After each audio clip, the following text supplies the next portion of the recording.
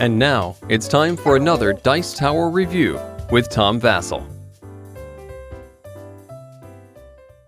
Hey folks, today we're talking about Greed. This is a game from Queen Games from Donald X. Vaccarino. Donald is most well known for making the smash hit Dominion, and then the following year he made a Spiel des Jahres winner, Kingdom Builder, a game that I wasn't very fond of, but apparently a lot of other folks liked, and then he went on to make a couple games that just weren't very good at all. So when I heard that Greed was made by him, I was a little wary because was he a one-hit wonder where he had Dominion and all the rest of his games weren't really that good? Or would this be a return to what made him great in the first place? Greed is a gangster-style game. It's a card drafting game in the late 60s. Let's take a look.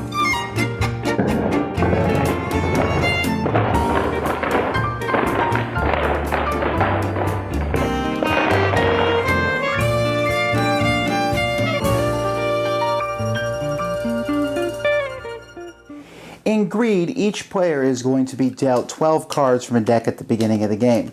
You're also going to have denominations of money nearby, and these are called holding markers that will also be used over the course of the game. So 12 cards for each player. That leaves you with the draw pile. You won't use every card each game. But what you're going to do is you're going to look at your 12 cards. And the game lasts 12 rounds. And the first, 10 rounds. And the first round of the game, what you do is you pick a card from your hand, keep it, pass the rest of the cards to the person on your left. The second round of the game, you'll take a card, keep it, pass the remaining of your cards to the person on your left. The third round, you'll take a card, keep it, and now you're going to look at your hand of 3 cards that you have. You're going to pick one of those cards. Everyone is going to turn them over at the same time. Now, when you turn a card over at the same time, everyone's going to be looking at these numbers down here, and the lower numbers are going to get to go first. So that's how you determine whose card happens first. You will do that for 10 rounds, and after 10 rounds, whoever has the most money wins. But let's take a closer look at some of these cards. First, we have thug cards. There's quite a few thug cards in the game. When you put them out in front of you, they will provide you with a couple things. First, this guy has a one-time gain $10,000. Great. He also provides you with a gun icon. This guy here, Halloween Jack Paris, he provides you with a key icon, and when you lose this thug, there are ways for thugs to be killed or gotten rid of, you will gain 20,000. This guy here provides with a car icon, and you gain 10,000 when you play him for each bottle icon that you have.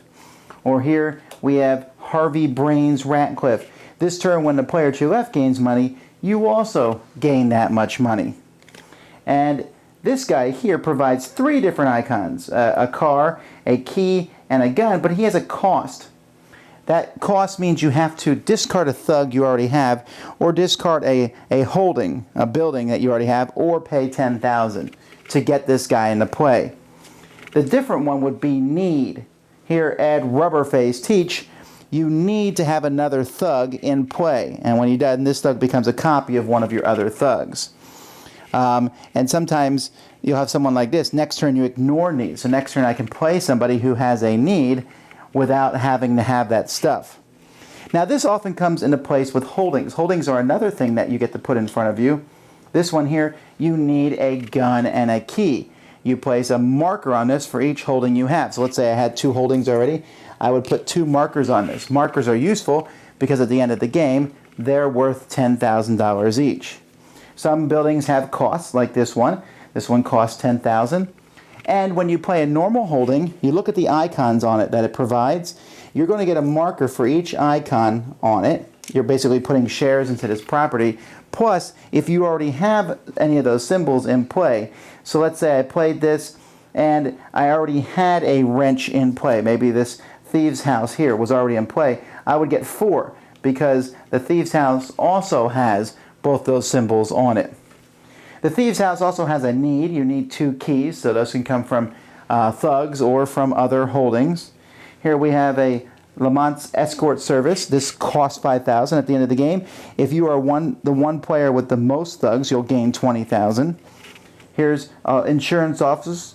When you lose a thug or another hitman, or a holding, place 2 markers on this. You can't lose markers from this holding, and that's a good thing because there are cards that will make you lose markers from holdings. Or this Dolls on Call, this costs 15,000. This has something that happens every turn. If one player has the most holdings, that player gains 5,000. Hopefully if you play this card, that's you. Then there are one-time use cards. These cards are action cards. When you play these, you do whatever it says. Like, for example, this gives you 10,000 for each car symbol that you have and 10,000 for each heart symbol you have. This one lets you put 2 markers on one of your holdings.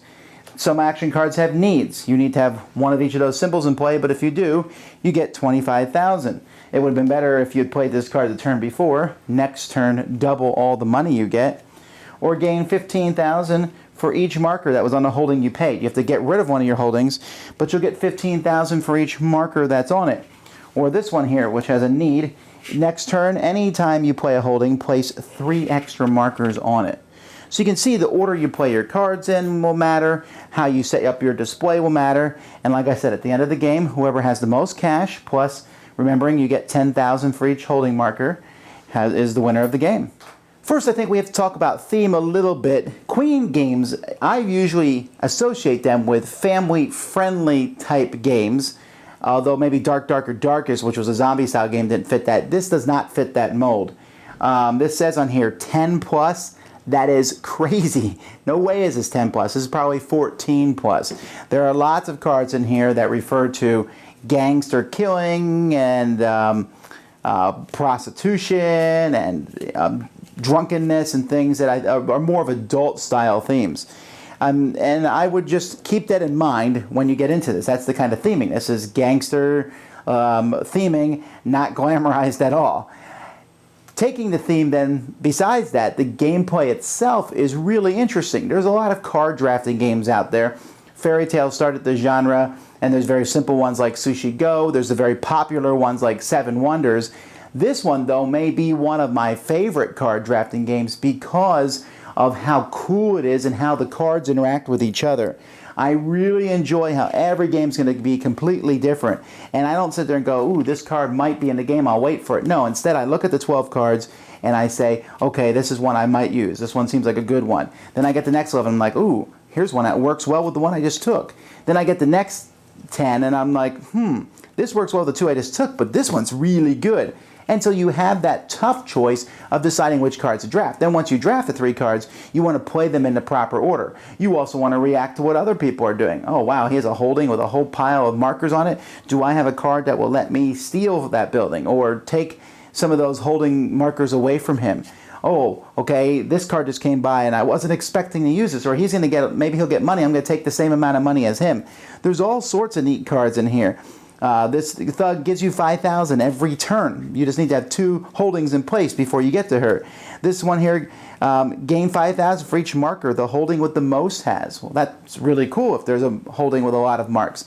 And all these cards, I mean, there really isn't a ton of cards in the game. I don't even know how many different cards there are. The rules will tell us. By the way, the rules are very simple.